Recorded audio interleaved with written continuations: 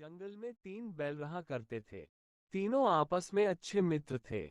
वो घास चरने के लिए जंगल में एक साथ ही जाया करते थे। उसी जंगल में एक खूंखार शेर भी रहता था। इस शेर की कई दिनों से इन तीनों बैल पर नजर थी। वह इन तीनों को मारकर खा जाना चाहता था। उसने कई बार बैलों पर आक्रमण भी किया, लेकिन बैलों की आपसी मित्रता के कारण वो कभी सफल नहीं हो पाया। जब शेर उन पर हमला करता था, तो तीनों बैल त्रिकोण बनाकर अपने नुकीले सींगों से अपनी रक्षा करते थे। तीनों बैल साथ मिलकर कई बार शेर को भगा चुके थे, लेकिन शेर कैसे भी करके उन तीनों को खाना चाहता था। शेर यह समझ गया था कि जब तक ये तीनों साथ रहेंगे, इन्हें मारा नहीं जा सकता है। इसलिए उसने एक दिन इन तीनों को अलग करने के लिए एक चाल चली। शेर ने बैलों को अलग करने के लिए जंगल में एक अफवाह उड़ा दी। अफवाह ये थी कि इन तीनों बैलों में से एक बैल अपने साथियों को धोखा दे रहा है।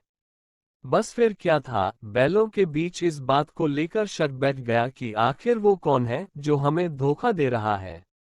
एक दिन इसी बात को लेकर तीनों बैलों में झगड़ा हो गया। शेर ने जो सोचा था वो हो गया था। अब तीनों बैल अलग अलग रहने लगे थे। उनकी दोस्ती टूट चुकी थी। अब वो अलग अलग होकर जंगल में चरने जाने लगे थे। बस शेर को इसी मौके का इंतजार था। शेर ने एक दिन उन तीनों बैलों में से एक पर हमला बोल दिया।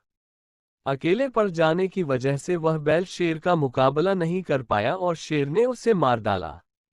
कुछ दिनों के बाद शेर ने दूसरे बैल पर भी हमला कर दिया और उसे मारकर खा गया। अब सिर्फ एक बैल बचा था। वह समझ गया था कि शेर अब उसको भी मार डालेगा। उसके पास बचने की कोई उम्मीद नहीं थी। वह अकेले शेर का मुकाबला नहीं कर सकता था।